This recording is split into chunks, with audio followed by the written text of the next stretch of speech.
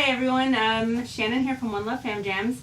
Today we are so blessed and honored to be sitting here with Skip Bethune in New Smyrna Beach from his beautiful, beautiful dub shack. I can't even just explain to you how amazing this space is. Your yard is so beautiful. So thank you very much for having us here. I'm forever grateful to you. So you got started with freedom of expression and Deadnecks. So There was actually a lot of bands before Freedom, but I lived in Lexington, Kentucky, and it was hard to find anybody that knew anything about reggae or wanted to play it much, So I finally got some buddies, and we finally started working on it and doing original songs with a group called the Mighty Click that we did half reggae and half New Orleans. So that was a lot of fun. And then after that, I got, was blessed to get a chance to get in Freedom of Expression, a real songwriting group. So did that for what time 7 frame? years. I was in Freedom from '86 to '93, the end of '93. Freedom started in '84 in Murfreesboro, Tennessee, and then moved over to Nashville, 35 miles away. It's funny you say Murfreesboro. I lived in Tullahoma for quite a while. So what is it, like 45 minutes from each other? Yeah. See, I feel we have this connection already.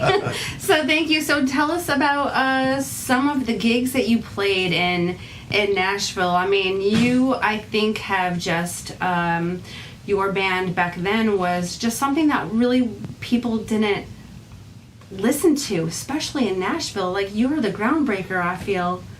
You paved the way. There were, the Lotions in Austin, Texas probably paved the way for all of us. But, Nashville's a great city. It's all, musicians, songwriters.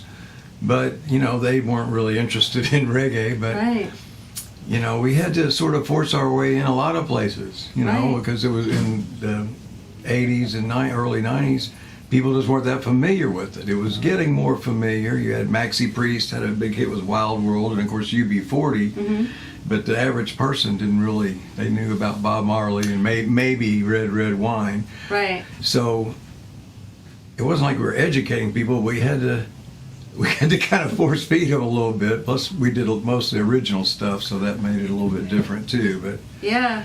We sure had fun. I can imagine when people would come to see you for the first time, and they'd be like, "What?"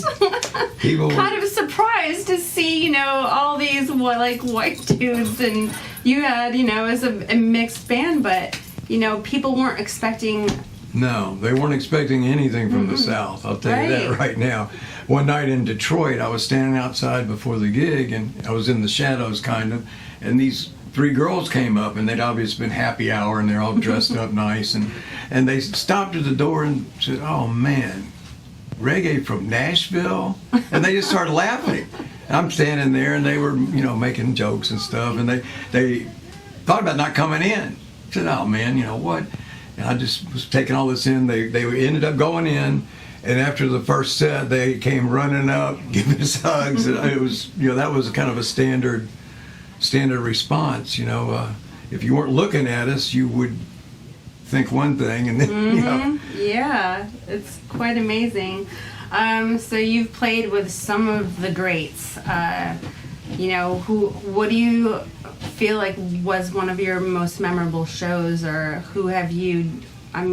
What was your favorite performance? Boy, that would be hard to say. We played a lot. We played over 200 nights a year. Wow. We really hit it hard. Just always gigging. Always gigging. We didn't really, some of us occasionally had part-time jobs, but basically it was all about freedom and playing as many places as we could. And like I said, it was a little bit struggle at first, but we had a lot of great gigs. It was awesome to play with the Wailers. We opened for them at the Channel in Boston, where we'd already played before a ska show with the Mighty Boss Tones.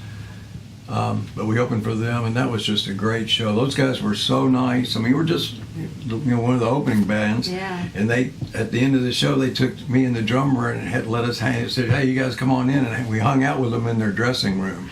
It was unreal. I bet you were just like, wow. Oh, it was really cool for somebody, where I was coming from. It was super cool. They were really nice. And it was interesting because a lot of people, like dozens and dozens of people, were coming to give them gifts. It was like a religious thing or something. Yeah. They just wanted to be close or touch somebody that had been with Bob Marley. This was in '87, so it's still, wasn't too far away. He died in May of 81. So, but it really opened my eyes to see these people and how much it meant to them. Mm-hmm.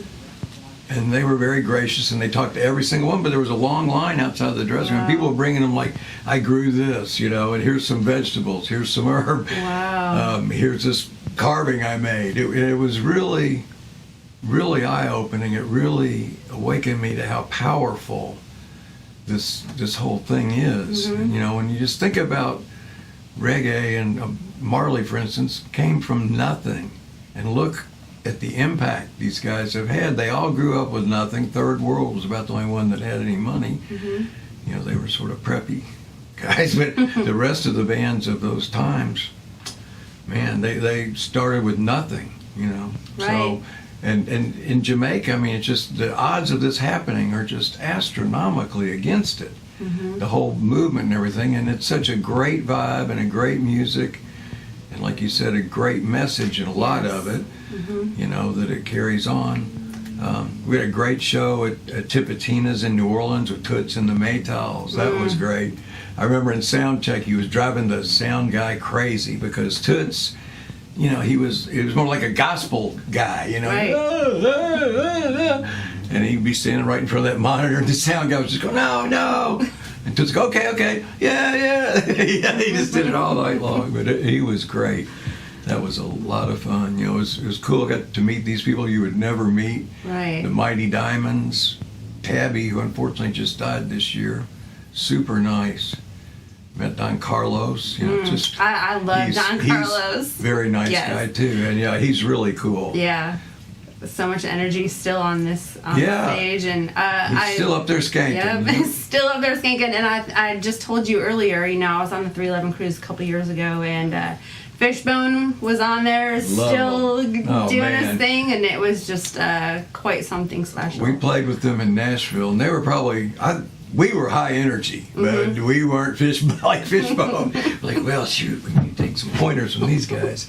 That was, we were different than most reggae bands of the time. There weren't that many, first of all, but, we were a two-tone band and played reggae and ska and did mostly originals. So, we made it work. Mm-hmm. Well, so you did 3 songs for us today.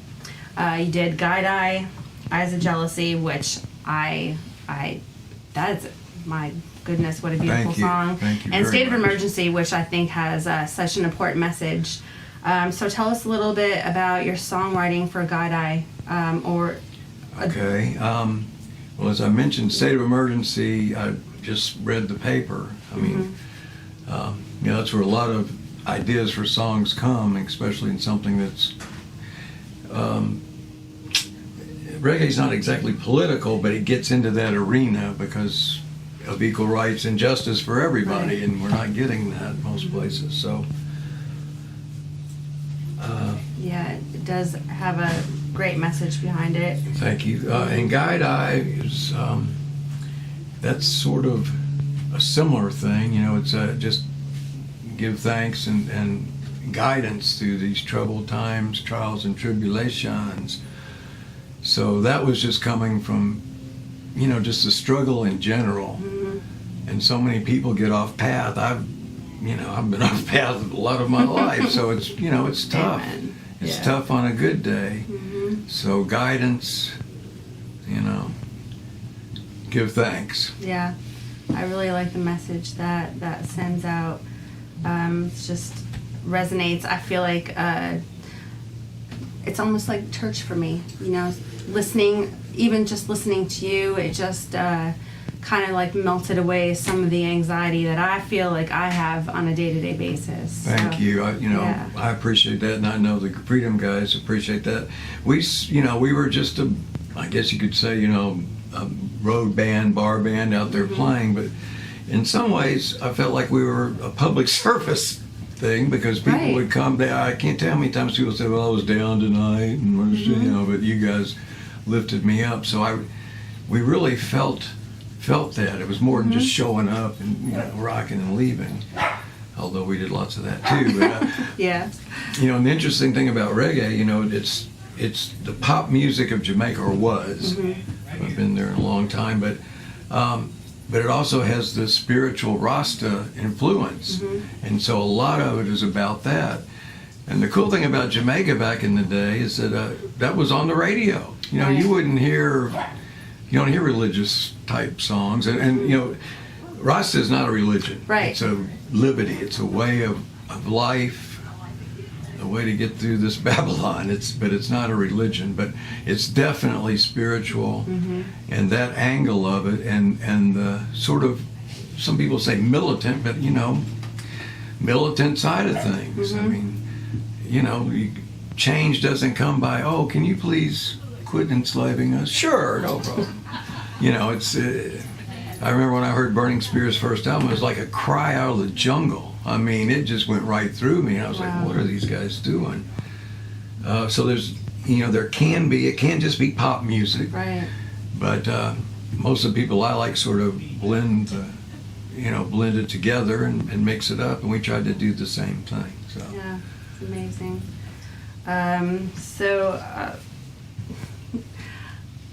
Pause this.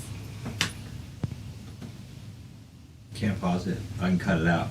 Okay. Cut and paste. We can get a shot of AC here. No, I just kind of got like a little emotional for a minute. Yeah, I just didn't want to cry on camera. Because, sometimes that happens. I feel like it's, okay, you can go ahead and... We're still going. Okay. I just feel like it's very humbling for me to talk to someone that has, you've done the gambit, you've worked hard, and this was even before social media. So we talked before, and, you didn't have the benefit of, like, putting your music online and asking people to share it. You worked hard for it. You went to all the gigs and you earned it. So it's just very respectful. It's very humbling that, we're sitting here with you today. Well, give thanks. I really appreciate it. And, we didn't feel like we were trailblazing, but like I mentioned to you earlier, there was a great camaraderie among the reggae bands that were around. There wasn't a ton of them, but Burst Light and Ital from Ohio, the Killer Bees from Austin, Texas, Bim Scala Bim, and just really all over the country. It wasn't very popular, but the people that liked it were like you. It's it's a life-changing kind of thing, and like me, we talked earlier. You played a gig in Buffalo, New York. Yes, we played a lot of gigs in Buffalo. And so that had to have been something crazy for them to have witnessed you push through in a snowstorm. And I'm sure by the time you got there, they were waiting for you. And it would have been a meme if it was now, because they were all, the story was out. They were laughing their tails off. We were from Nashville. We didn't, a foot of snow. Nobody's leaving the house, okay? Right. Called up the club, and I heard all this noise in the background. I was thinking, God, the place is packed. Glasses clinking, people laughing, the football game on the TV. And the guy said, what are you doing? You're not canceled. Get over here. And, they just know how to deal with it. We don't. So, we were totally dumbfounded. Well, we can't go anywhere. It's a foot of snow. The guy just was laughing. But that was actually a great gig. Yeah. We had amused them, and they were interested in seeing what we were doing. So what age did you start picking up guitar? I saw the Beatles on TV, and the next day... That was it for you? That was it. I was, 5th or 6th grade. But I was an athlete and a swimmer, so... it was 2 practices a day, and you can't get any calluses going. And there's just no time. I was a fairly high AAU level, so you know, college scouts and stuff. So there wasn't the time that you could devote to music. There wasn't for me. Right. That was pretty demanding time-wise. Plus, I was waterlogged and my fingers always hurt. So it wasn't until I was about 20 that I really started getting even quasi-serious. Was that when you were still in Kentucky, or had you moved to Tennessee by then? Well, actually, when I first got into it the most, I was living in Knoxville, and these guys next door had a killer band, and one of them went on to be in the Amazing Rhythm Aces. I don't know if any of you guys have heard it. They did Third Rate Romance. You might know that song, but these guys were real nice. They just let us young punks hang out, so we just got to sort of see what it was like, and they would show it, you know, I'd say, hey man, show me something. And one of the guys was a songwriter, so he really helped me and made me start to think something like that was possible. But, you know, Babylon gets in the way, real life gets in the way, you know, you have obligations start coming along. It's not easy. So I have a whole bunch of information about you right here, and it's been amazing, and we're going to share some of these pictures and videos with you. But I have some what the critics are saying, and such a mixed review. I wanted to read one of them, if I can find it. But it was funny. This is a versatile band out of Nashville that incorporates ska and reggae beats. You guys were doing this way before like any of these new bands were doing it, like Bumpin' Uglies. I mean, they're pretty big right now. Bumpin' Uglies, I've Belly seen Who. them. Yeah, I love Bumpin' Uglies. We were talking earlier about Protege and Collie Buds. Yeah, love those guys. But Unfortunately, for us, wasn't that kind of demand, and we sort of had to make a market. But, you know, we were pleasantly surprised that there were a lot of people that felt like us that would come out to these places. Such great reviews right here. The one thing that you will probably find impossible to do when you see them is to sit still, and that's what I wanted to do when you were playing. Had I not been recording, I would have been dancing.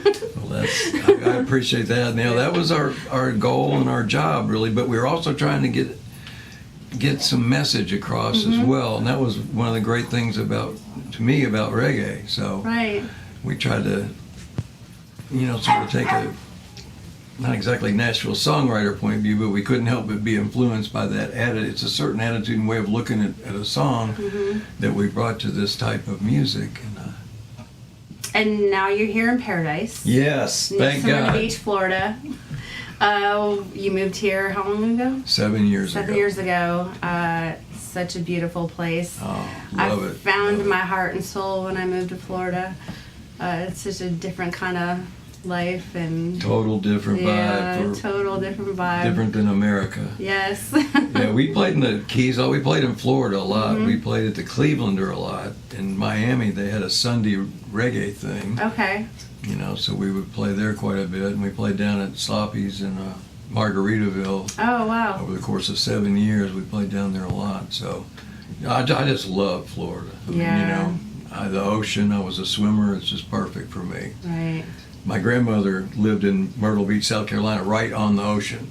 And I was so mad at my parents that we lived in Kentucky. I would go, what happened here? How'd this happen?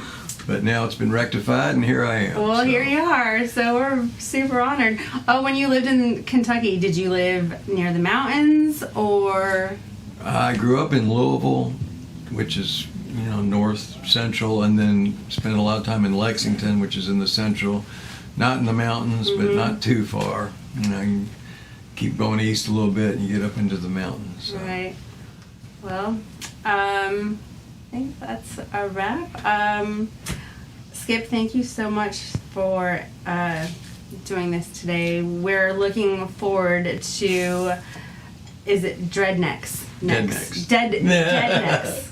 Yeah, now that's Americana music. It's Americana. a whole different deal going. But I want to thank y'all very much. It's been very humbling. Yeah, it's Really it's been appreciate it. an honor and a privilege to sit here with you in your dub shack. In the dub shack, baby. Love it. All right, well, peace out. We will be creating a slide of some of these amazing pictures and more information about Skip. So thank you so much.